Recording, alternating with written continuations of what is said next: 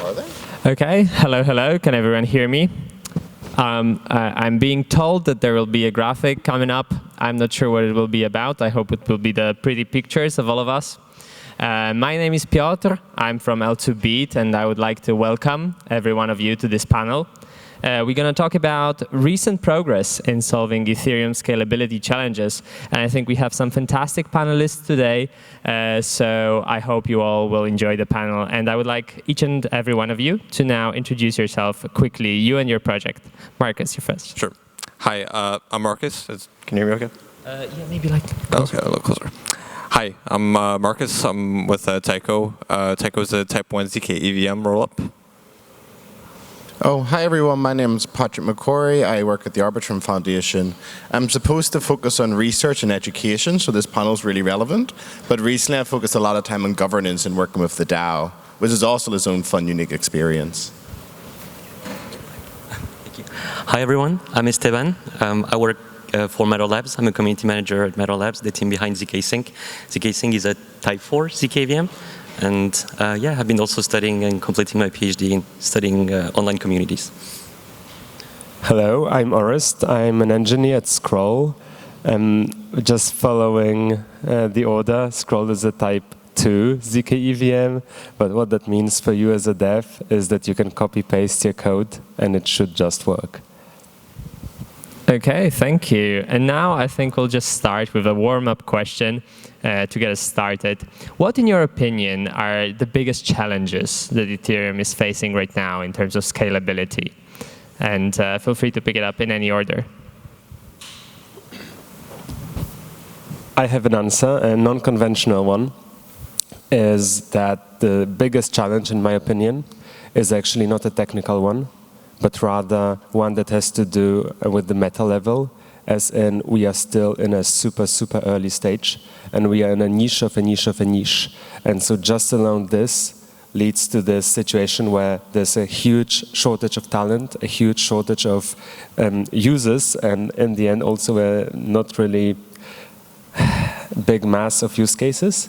And so that kind of bottlenecks the development, the pace of development of this space a lot.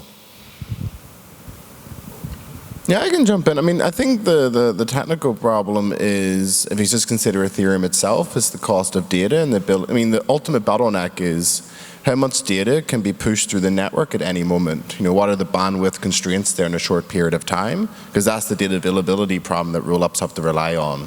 And I think that should really be the big focus for at least the Ethereum community in the short to medium term is, dank sharding or proto-dank sharding, data availability sampling, and really just trying to optimize for one, publishing data and storing recent data. But I think just on that point, that was also why I was thinking, like, what's the biggest challenge right now? Because, we're all techies. We love to think about deep technical problems that are very objective and easy to solve. But the user experience is terrible. I mean, I told the Gnosis Safe guys this. I'm like, guys, build a better website. I'm stuck using Safe now, and it's so difficult. I mean, raise your hand if you think Gnosis Safe is hard to use. Some people, I can't actually see the audience, but okay, I don't think anyone raised their hands. There you go. Maybe that's the joke. But I think like wallets need to be improved. At some point we're going to have 10, 20, 30, 50 different roll-ups or off-chain systems. And trying to migrate your assets from one system to another is still very painful. Or even just trying to withdraw your assets from that system is also very painful. So I think a huge focus should be on the wallet experience and just making it easier for people to use this system. Like, what's the point of scaling if it's just very hard to use? Not even expensive, just difficult. I agree there, and I would piggyback on both of your answers. And I think there is obviously a technical issue, a technical problem that needs to be solved in order to reach the masses. But there is also like a social component to it, an educational component to it, for educating and onboarding the next billion of users. I think scaling technically is I think the community has a pretty clear vision of where to go, but the social layer remains very much understudied, and how to the UX problems. How do I bring my grandmother on chain? How do I bring my little brother on chain? how do I educate? And why? Yeah, and why exactly? So the application layer, like for what kind of application we will bring the people on chain. So I agree with both of you that there is a technical issue and social issue, but also like the educational and user experience that remains bottlenecks to bringing the next billion of users. Yeah, I would say it's a mix between marketing and technical aspects of it. So from like a marketing perspective, like I have a family member that has been using Ethereum for years, but he has done very little with it. I don't think he's ever even used like Uniswap before, which is crazy to me. But yeah, I think advocating for like rollups and scalability is great. The other blocker is the technical aspect of it. So I think with the EIP 4844, I think we'll have way more scalability. I think it's estimated to have like maybe 10 times the amount of scalability, roughly, depending on the transaction type. But and again, the blocker is just like Ethereum has like fixed block space, and we just need to find a way to make the most out of it, out of not only the execution layer but the consensus layer. I think these are all great points, and with the following questions, I hope that we can get more into both the technical aspect, but also some of the less technical, maybe governance aspects of all of this. A follow-up question that I will have is, we kind of assume and take it as granted and never question this, I think, right now. But the current roadmap to scaling Ethereum is rollups, right? There were some other solutions. But why is it rollups, actually? Why each and every one of you just decided, yeah, rollups are the best, and we're going to have our companies build rollups? I mean, I have a really silly thesis around this that I've been running with since 2016, and hopefully people don't laugh at it too much. So back in 2016, I was a PhD student, and I was focused on cryptocurrencies. My advisor told me at the time when he was younger, he used to play horse racing games on the internet. You know, you get your money, you put it in the website, you play this horse racing game. I think he probably got rugged a few times. But he likes to gamble on virtual horses. You know, that's what people like to do. I don't question their interests. But after hearing about that story, I thought, well, you know, the whole point of cryptocurrency is to minimize trust. So what would be cool is if I could take my assets, lock it into a website, play this horse racing game, withdraw my funds, and throughout that entire experience, I never had to trust the operator. I didn't have to trust them with my funds, I didn't have to trust them with the rules of the game. They're just providing me a service, and they're collecting a fee for doing that. So it's always been my sort of running thesis, you know, how can we make this sort of dream come alive? And I thought the Bitcoin Lightning Network could do that back in 2016, so I spent a lot of time working on state channels, and then we realized it's solving the wrong problem. You know, the whole point of like payment channels is given it, you know, like 3 different databases, can you synchronize and update across those databases? Channels are amazing at doing that, they're like a fast bridge. Where really what solves that problem is rollups. In a way, rollup is just a better way to build this off-chain system, right? Don't have to trust the operator, but I still get this really nice Web 2 experience, you know, fast confirmation.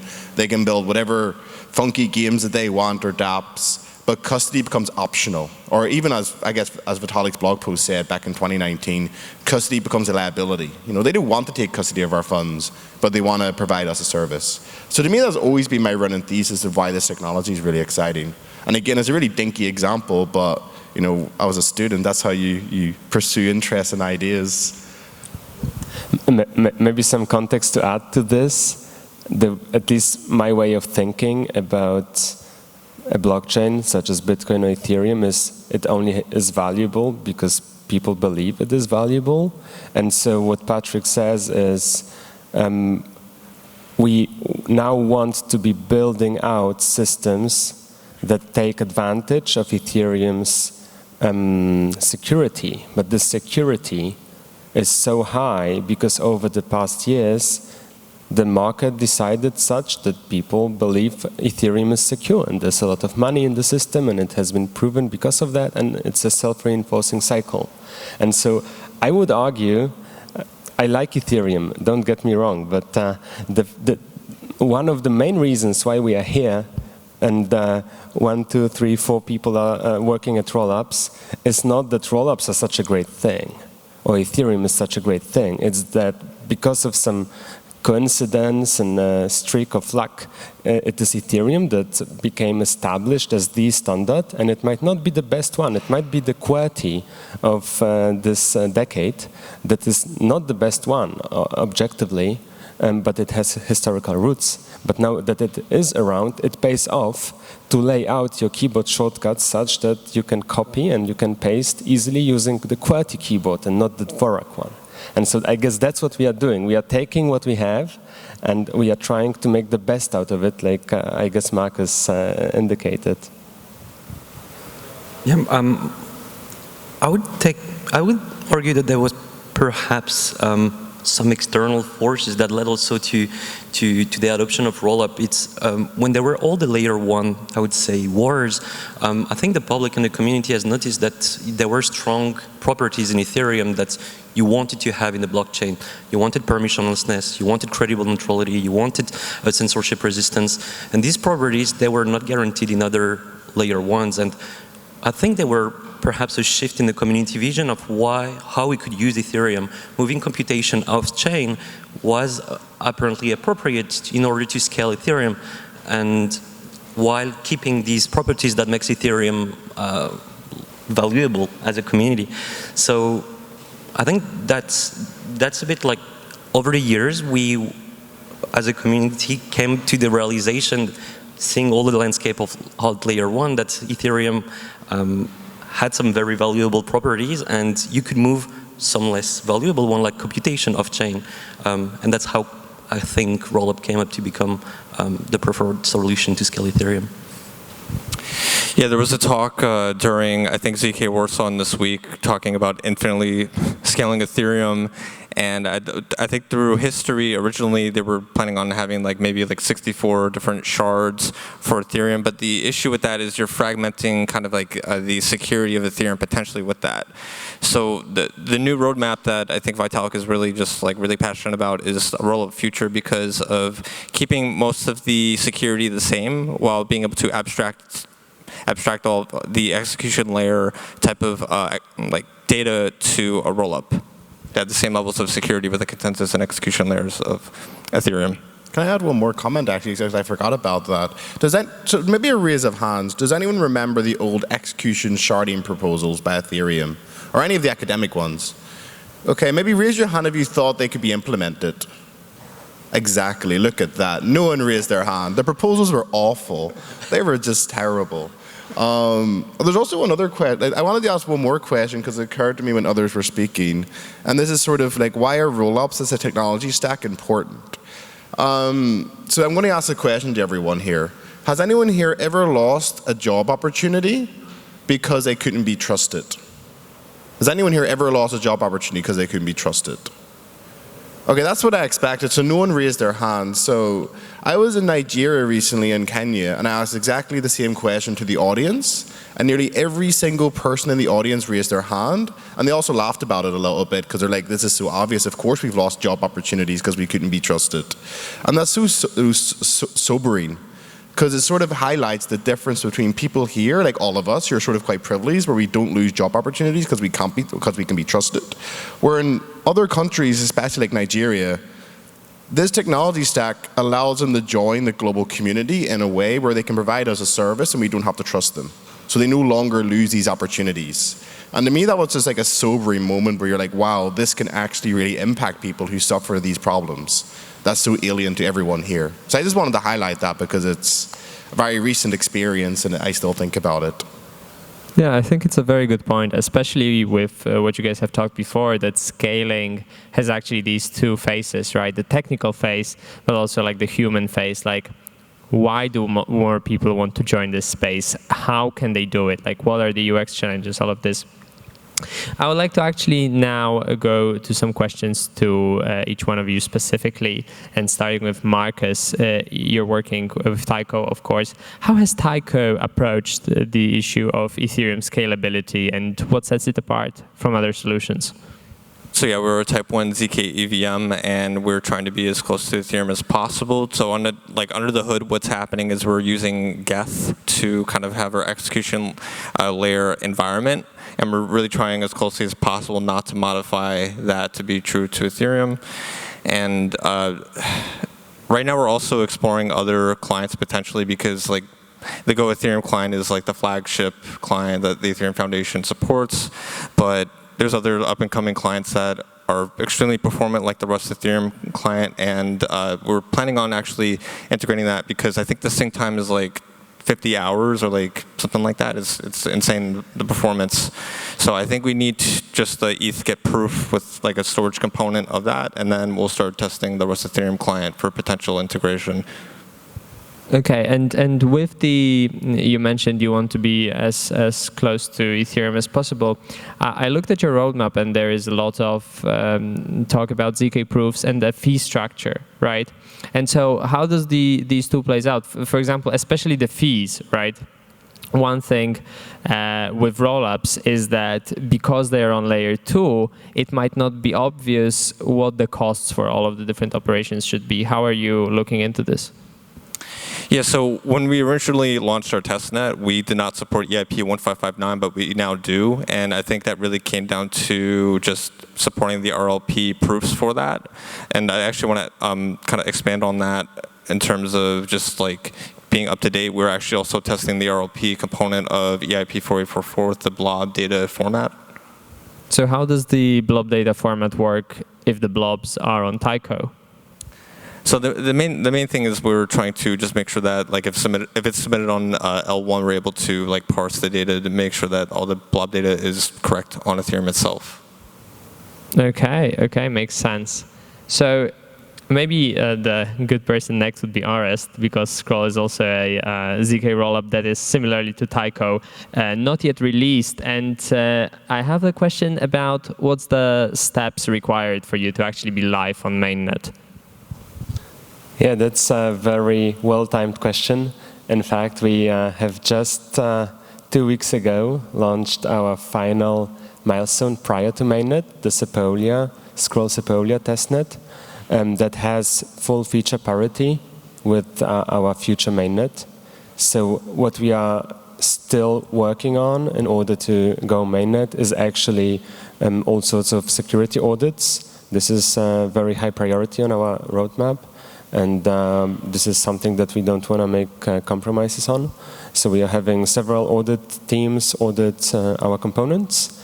And other than that, we are still, of course, improving performance and improving resilience and site reliability in the back end. But you are basically, as a user, able to experience what Scroll mainnet will be like already. And I can tell you as a developer, it's actually quite surprising that you literally go to remix.org and you literally exchange the RPC endpoint and things work. There is things that I think we will come to discuss at length later, such as proof overflow issues and so on, that are in the little asterisk. But other than that, yeah, give it a go. Yeah, actually, the asterisks might be important because, as I think everyone knows, just building those rollups is like a super complex task, and especially with the things that we found that are easy, right? It turns out that actually, because of some special things, like for example, for fraud-proof system, it turns out that maybe proving the execution is actually quite easy, but then there is this whole game theoretic aspects of getting people to coordinate. And for like ZK systems, maybe the actual execution is easy, but for example, for Scroll, maybe supporting forced transactions is hard. And I wanted to ask, what are the challenges that you would say you were facing with Scroll when building all of this? We care about decentralization a lot. And this is a very awkward thing to say because decentralizing things is really hard.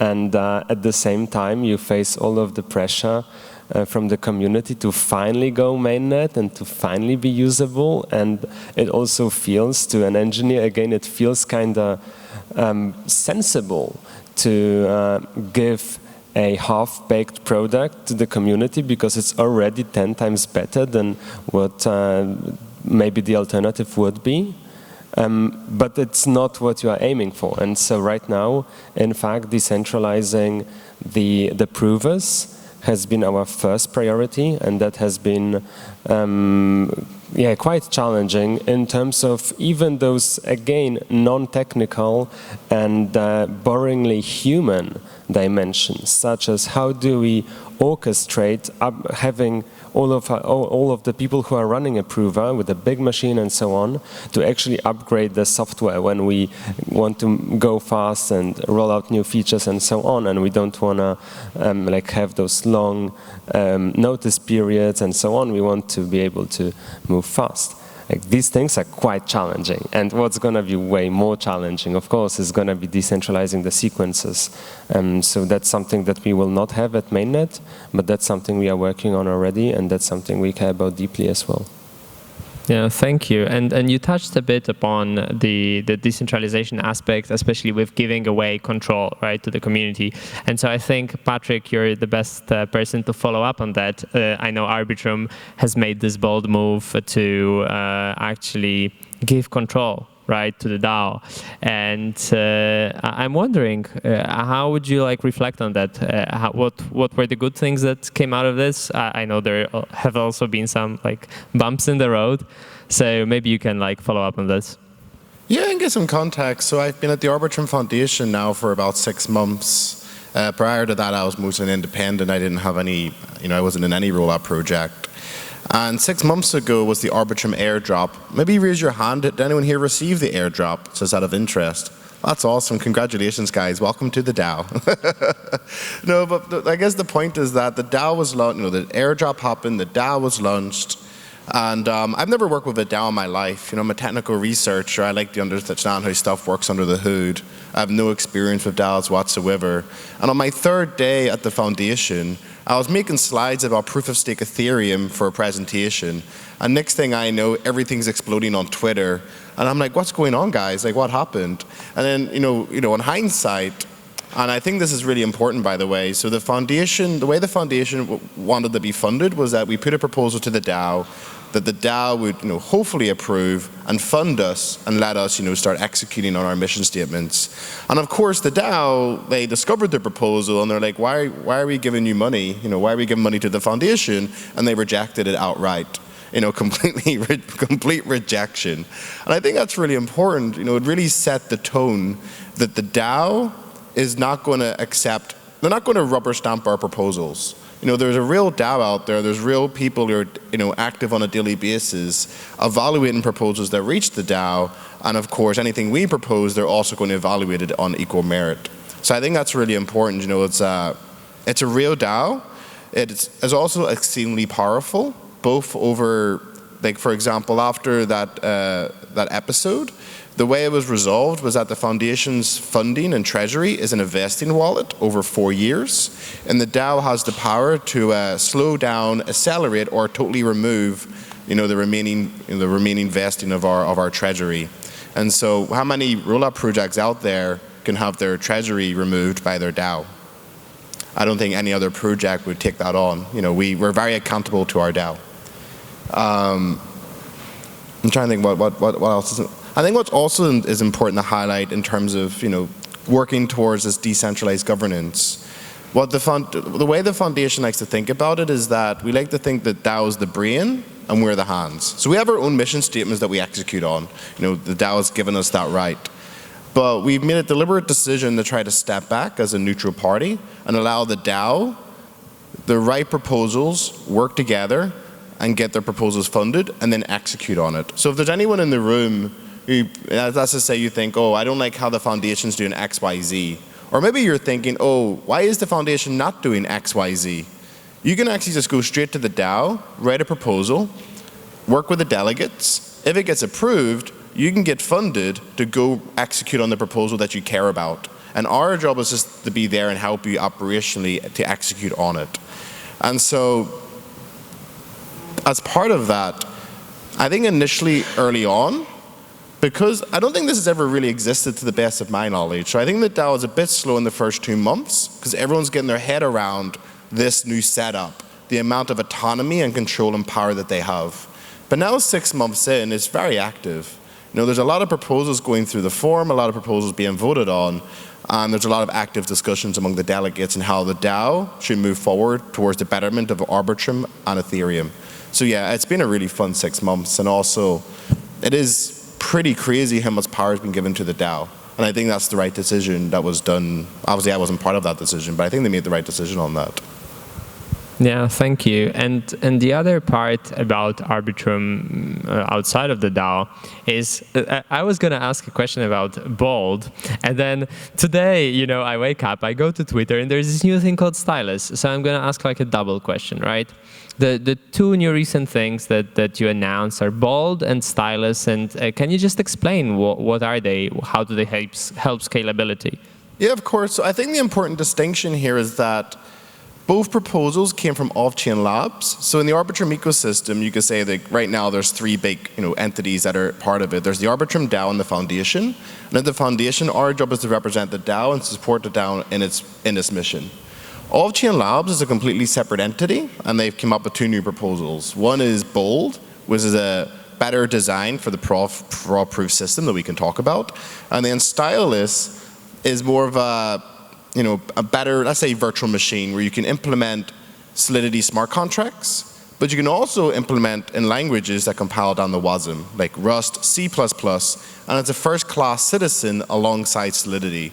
And they can also talk to each other. So let's say you have your contracts in Solidity, someone has their smart contracts in Rust, they can also be interoperable and communicate with each other. I think it even goes so far that for the WASM aspect of it, they even reuse the data model for Ethereum. So they're very compatible, back and forth. That was a big part of the design. But what's important to highlight is that those proposals came from off-chain labs. And in order for that to get in the Arbitrum, the network, Arbitrum 1 or Arbitrum Nova, it has to go through the DAO. So they're going to have to make a proposal with enough evidence that will convince the DAO to vote for this and actually include it in the Arbitrum network as well. So, that sort of demonstrates again the power of the DAO, that, we just can't upgrade the network with these new features anymore. It has to actually be proposed, and hopefully they'll vote for it, because I think they're cool ideas, but, it's always up to the DAO to decide. I must say, personally, I'm very happy about that, because L2Beat is one of the biggest delegates there. And so, in a way, we can... You have a lot of influence. More influence than I do. I can't even vote. But yeah, I'm looking forward to both Arbitrum governance and governance in other systems. And speaking of which, Esteban, it's time for you. And I actually want to start with a question about decentralization. ZK Sync was a project that started very early on and implemented a lot of features. And one of the things that happened early on in ZK Sync is the introduction of the Security Council, which is one good step towards decentralization. But now my question is, how are you planning to further decentralize the project? So there are still several steps that are being taken towards decentralization. One obvious step that's been talking about is decentralizing the sequencer. That's an obvious step that we need to go through to ensure also credible neutrality. We don't want to be a sole operator of an order of transactions. The second one is the decentralization of the prover. That's something that remains to be done. I don't think any project has, well, you have been experimenting, I think, with the decentralized prover network. This is another step that needs to be done, and in the end, there will be governance as well. What kind of decision? We have distributed provers. Oh, you have as well? So, yeah. And not incentivized yet on the testnet. So yeah, for us, we still remain to do that. We've been working on optimizing the prover and lowering the hardware requirement, and then there will be the decentralization that is needed. And finally, there will be governance. It's like, what kind of decision making do you want to grant the community? Patrick has been mentioning, like, you can be very generous, like in terms of power that you grant the community, or more restrictive. Ethereum has been, I'm not sure that there is much power that is granted to the community itself to actually upgrade Ethereum. So there are different models that here needs to be considered. But yeah, decentralization of the sequencer, decentralization of the prover, decentralization of decision making. Yeah, I mean, I can add a comment about the Ethereum comment, because I think that's really important. Is I gave this talk 2 days ago as well about, towards decentralized governance. And in Ethereum and Bitcoin, the way it works is rough consensus. Has anyone ever heard that term before, rough consensus? No one has, okay. So rough consensus is a bit like a hot potato. It's a bit like you having a potato, you don't want to hold it, so you pass it to me and I pass the potato on. No one wants to take responsibility for governing Ethereum. And so the way governance actually works is that someone submits a proposal, and then the key stakeholders in the network, the stakers, the people on the peer-to-peer network, the dev community, they all issue a signal. They say, here's a signal, I'm happy with the upgrade, I'm ready to the upgrade. And if there's enough signals, and you can do a bit of a sniff test, you can sniff it and say, I think there's enough signals out there. Then there's a flag day decided, and then the upgrade actually happens. So yeah, no one takes any responsibility in Ethereum governance, and that's on purpose because it wants to make it difficult to capture. And if you don't define how governance works, then it's very difficult to do a governance attack. Where for these roll-ups, rough consensus doesn't really work, because in rough consensus, if two parties disagree, you can fork and go your separate ways. You have Ethereum and Ethereum Classic. They went their separate ways. They disagreed on the future of Ethereum. Or in a roll-up, you can't do that because the funds are held in a smart contract, and you can't fork a smart contract. If all the assets are there, then you need to convince the smart contract to change the rules.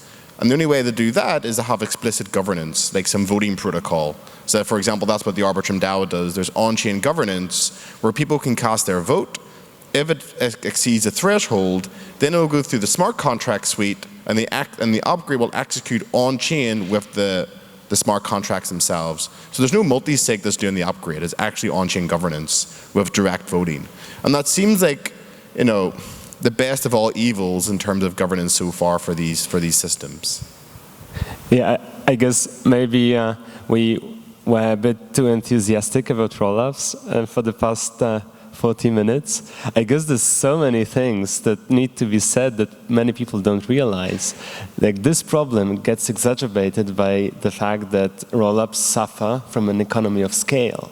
And so it's quite likely that if one rollup amasses a lot of users, it will be preferred over other rollups. So this becomes way more of an issue even then, because it's kind of difficult to establish a future in which there's many rollups. And if one rollup needs like this explicit governance decision, it's not that bad. So yeah, there's many issues with rollups still when it comes to decentralization. But one thing that I think can be said about the governance of rollups is that on one hand, of course, you have the issue of how do you upgrade it, steer it, and stuff. But also there is this other path where, and I think ZK Sync is exploring it, and I'm framing it uniquely now, but letting the users decide their own security. And I think this is what ZK Porter wants to do. And what is even ZK Porter, and what's the roadmap there? So ZK Porter is a proof of concept and soon product that is going to be released, in which that we call volition. Volition is not a term that has been coined by Matter Labs or ZK Sync. It has been coined by Starkware. Essentially, here you let the user choose what the security assumption they want to have, and the trade-off is between security and cost. I think what we've noticed in the past years is that people are ready to sacrifice a bit of security assumptions in order to have cheap transactions. Unfortunately. Yes. Unfortunately. Why don't you care about security, guys? Yeah, seriously. However, I think, so giving that opportunity to the users might not be here we can ask the question, who would be willing to sacrifice a bit of security for cheaper transactions? Does anyone here use Coinbase? Raise your hand. Who uses Coinbase? Yeah. Oh, no, okay, I'm not the tax authorities, don't worry. I'm joking. So the point is, most people use exchanges, so they do trade off security. Exactly. So ZK Porter is that realization that you could scale massively in terms of performance at the expense of a little bit of security while sharing the liquidity with the rollup. So you can decide for each transaction, you can let the user choose what kind of security assumptions they want and what kind of cost profile they would decide on. So yeah, while not sharing the problem of fragmenting the liquidity at the same time. So that's essentially what zk porter is about. The data availability is guaranteed by a committee that we call the guardians, and that should be incentivized, and this is more a social problem on what kind of incentivization do you need for them to guarantee data availability. That's essentially what zk porter is about. Thank you. You know, one reason that people are exploring solutions like zk porter or Validia for scaling is that data, even though we figured out that with rollups, you know, we can just offload the computation of chain and then just keep the data, it turns out that the data is still expensive, right? And so this is why the current like thinking is maybe we could have this data off chain, but of course this comes with like security trade-offs, as you said. But one of the exciting things coming to Ethereum, hopefully soon, is dank sharding, or like proto dank sharding, or like alpha version of it. But anyway, and for those of you who don't know, it's a proposal that will allow posting data blobs to Ethereum, which are going to be cheaper, have some other trade-offs of data availability. My question is how this proposal affects your thinking about your project and what it can do. And Marcus, maybe you can start. Yeah, it's a pretty critical upgrade, and I think Tycho plans to launch for mainnet after, because like out of the get-go, we want to make sure that we have optimized the scalability with the upgrade for the rollups. I think dank sharding highlights. I'm trying to think of the best way to phrase this. So for rollups, one of the security assumptions for rollups today is that anyone can look at the Ethereum blockchain, grab all the data, all the historical data, execute all the historical data, and then compute a copy of the rollup themselves. So they can compute the same database as everyone else, because they can get access to all the historical data because it's on Ethereum today. The problem is that the peer-to-peer network does not guarantee that historical data can be retrieved. They just do that today out of convenience. You know, you could, if I'm a node on the network, I can delete the entire blockchain and just keep around the recent blocks. So the only thing the peer-to-peer network really guarantees is that recent data is publicly available, that you can get access to the recent data for this rollup. Yeah, this is why the term like data availability can be confusing for anyone that like doesn't know what we're talking about. I really recommend a recent Twitter thread by Bartek Kiepuszewski. He goes into like how data availability is actually a bad term, and we should have the data publication, which is at the point of like posting the transactions, and then data storage, which is what you mentioned, like what happens to the data afterwards. Yeah, exactly. So when dank sharding comes along in its full beast mode, then historical data just won't be publicly available anymore. Or I mean, there's a good chance that it won't be. You'll only have access to recent data. And that fundamentally changes the security model for a lot of these rollups, or even just your ability to compute a copy of the database. Because you're just missing historical transactions. You literally can't, compute a copy of it. And so for me, that's the big thing about dank sharding, is how it's going to impact the security assumptions that we make for rollups.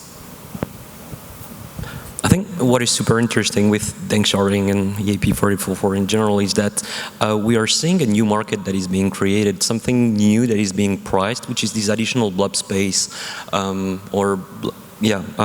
so we will have, I think, ultimately a market in which there is gas fees, in which is going to be priced, hopefully cheaper with the new blob space. We're going to have blob space that is going to be priced hopefully cheaper than gas prices as well. And then with rollup, we will have in addition the cost of proofs that it should be with the recent development marginal compared to storing on layer one. So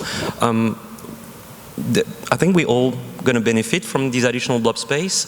It's going to be interesting in how the competition among layer 2 for this blob space is going to affect the price of that additional storage, that this ephemeral storage that is going to be available on Ethereum. Yeah, that's a good point. I'm actually worried people are going to like start, uploading movies to the Ethereum blockchain. And I think this is an important point, is that in a lot of technologies, if we look at the energy sector, for example, we observe what we call a rebound effect. That is, every increase in efficiency leads to an increase in consumption. they've observed that, with the energy sector. I think it might be the case also with Ethereum. Every increase in efficiency and performance in Ethereum or decrease in price, gas fees, will ultimately lead to an increase in consumption. At least this is the promise of scaling, is that we want more users, more transactions. So there will be this interesting dynamic, I think, and it's going to be mainly observed in terms of price. But this dynamic is going to be interesting to observe, I think. Well, now it sounds like it's like almost a bad thing.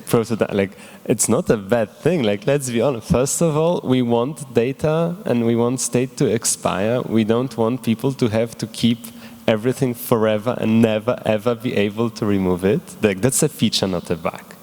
Second I feel of like all, Tuggeral's on stage now. That's normally his pitch. but second of all, like, isn't that what we all want? People putting movies on the blockchain, or people using the blockchain more? Like, I don't know. I don't think we should be complaining about that. Oh no, I'm sorry. The only reason I mentioned movies is it was like a mental shortcut from. I thought we wanted this block space for rollups, right? And I was worried other people might just take it away. And I'm not making a judgment. I actually would love to see a future where you could like put everything on the blockchain and you wouldn't care. It will all be secure and it will be magically, everything will be great, right? I'm sorry, there's decentralization. Some people might decide to put a movie up. You know what? I think actually back in 2010, 2011, someone did put an ASCII, ASCII ASCII movie on the Bitcoin blockchain. And it's still there, obviously, because it's there. No, but seriously, just to give maybe some numbers, I think a general user, a normal user, can think about a rollup as an order of magnitude in cost decrease, and proto-dunk sharding as another order of magnitude in cost decrease. So, like, I think that's what most people expect these days. Okay, and the next question would be to actually just loop back to the start with things that you mentioned, that scaling is not just technical things, and I wanted to ask about UX challenges related to scaling. With more users, with more capacity, we start to feel it even today that the tools that we use might not be adequate for the job. And I was wondering, how do you envision the UX challenges of this space being solved? I mean, I think that, the first example that's very rollup specific is for, let's say, security council members. Ideally they should all be using hardware wallets for signing transactions. But then you need to check, if I'm a security council member and there's a proposed upgrade that fixes a critical bug, I need to evaluate what I'm signing before I sign it. And if you use a ledger will give you a domain hash.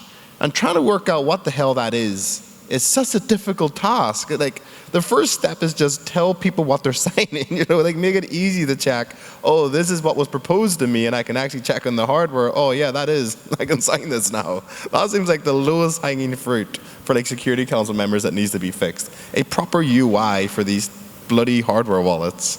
Sorry, I'll let someone else go next. I just want to get that frustration out. I think it's necessary, and I think we are seeing some progress. I remember, I think last year on this stage we were talking about how the most popular wallet out there asks you for token spend permission, and it says, do you want to authorize 2.05708 E68 token spend? And so, at least now that is gone, I think we are seeing some improvements, and I think that with rollups, I guess, standardizing soon, hopefully, there will actually be more critical mass and also just more incentive to be working on better wallets and better UX overall. And also, I think just the fact alone, by the virtue of a lower average transaction fee alone, there will be just more incentive to actually invest into your dApp, because there will be more users. Just throw a bone into all of this. Do you actually think the UX should come first, or the users should come first, they should complain, and then we fix the UX? I'm happy to take. Well, there are I'm speaking on my behalf, I don't know about the whole team, but I would say that the UX is the most important.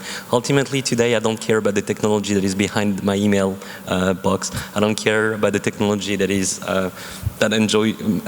helps me to enjoy Netflix, on my laptop. So I think the UX is going to be a very important one. And in that regards, I think there were several important steps. Account abstraction has been one of them.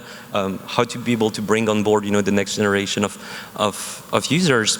We can now subsidize their gas fees. We can now offer them social recovery. We can now have different signature schemes. So I think this is a big advance for UX. We haven't seen yet I would say the killer app that will allow to onboard easily non-crypto native users, but I think it's a step in the right direction already. Yeah, I was going to say, I think we should have a proactive approach to this, because we shouldn't be like, oh, let's wait for a fire to start. It's like, no, let's prevent fires from happening as much as possible. And I had a conversation with a DevRel one time regarding UX. They said ideally your documentation should be so good that there shouldn't be any questions. But if there is, then you have to be very proactive and understand why they're asking this and try to fill in those gaps. So I think it really just, again, boils down to documentation and just clarity. At what cost? Do you work on the documentation in your basement for 2 years and there's none for 2 years to have a perfect one 2 years in? Well, I would say it's you start with what you think is there, and then maybe go through your comms, maybe through Discord or Telegram or Twitter, and see where people might get stuck, and then be proactive and be like, oh, I didn't even think of that. I thought that was intuitive, but that actually isn't, because I didn't know that about the protocol. So then hearing that feedback, or looking at even maybe a GitHub issue, because I don't know, I think GitHub is such a powerful tool to just quickly be like, oh, here's an issue, here's the PR, and then it's all resolved. I mean, can I make one comment on this? So I know as a community, we always use the Microsoft code from the 80s, where they're like, developers, developers, developers, developers, developers, developers. And we do need more developers. Developers are really important. But we need designers. We need designers, designers, designers. We need people who understand humans. Programmers should never make interfaces because we don't understand people. Yes. We need designers, designers, designers. And so, yeah, I think we just need to expand our pool of people we really, really, really want in this industry. Yeah, and now, speaking of questions that people might have to the protocols, I think we still have 3 minutes left, and maybe we can take some audience questions. Yeah, we see one. Was it?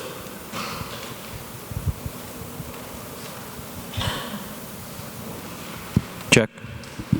Okay, so the question is, if you would have to name other layer 2 that you are a fan of, but not the one that you work for. So which one would be? And why? I'll start, I guess. Maybe Optimism, because they're not here, just to give a shout out. They have a great Twitter vibes, so it's yeah, they're cool to hang out with, and they had a really cool booth at ETH as well. They had this kind of flower thing. It was really cool. I can go next. I'm trying to think the best way to answer is. I like most of the rollout projects. I can give you a mental model of how I think about them. So maybe start with Optimism. They got great vibes. It's all about the culture for Optimism. I like to think Starknet are crazy wizards with their Cairo stuff. I always see Scroll as being extremely Ethereum aligned. They're basically Ethereum well, they're not basically Ethereum, but they're so Ethereum focused as part of their core blood, or their blood. ZK Sync are extremely product focused. They keep a lot of things close to their chest because they're just focused on the product. I've always saw Arbitrum as sort of extremely focused. At first, I made the joke during my presentation the other day, I thought they'd take their funding in 2019 and write papers, but they're just extremely focused on delivery, and they want to get this pie, on the L2Beat website. They want the green slices, they want a spinach pie. That is their one big focus of their goal.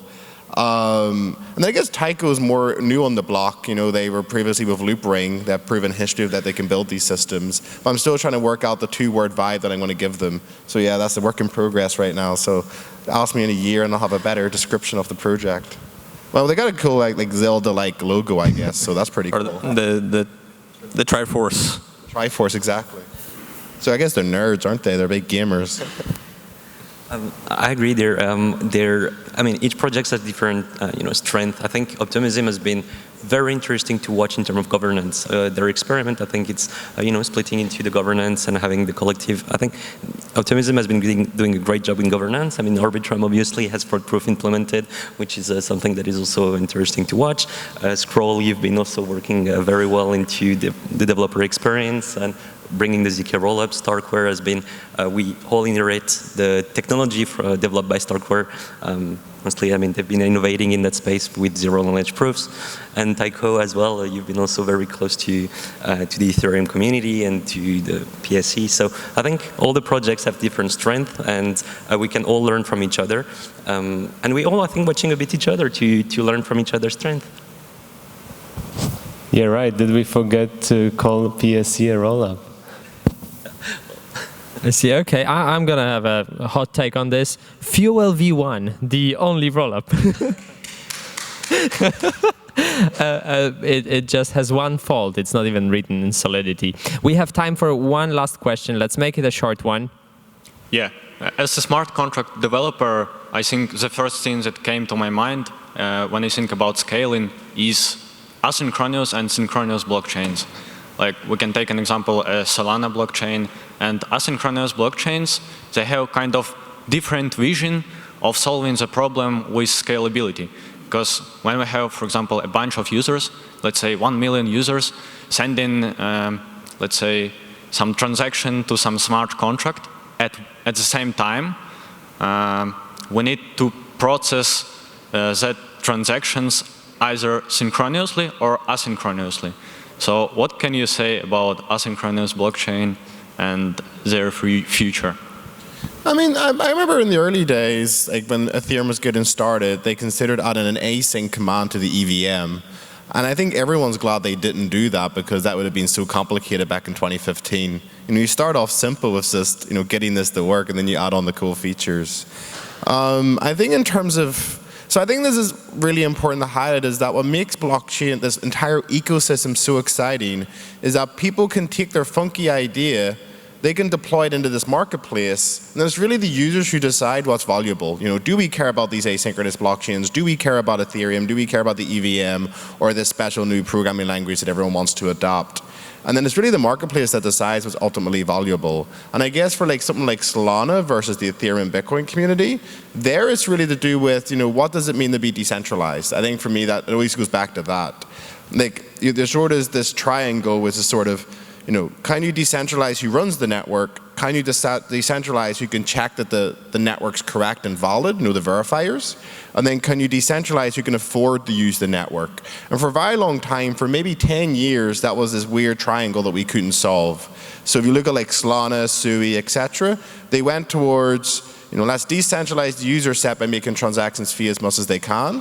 But then the operators are fairly centralized. It's only a handful of parties. And Dfinity, back in the day, you had to buy the hardware from an approved supplier before you could be an operator on their system. It's not necessarily the most decentralized vision.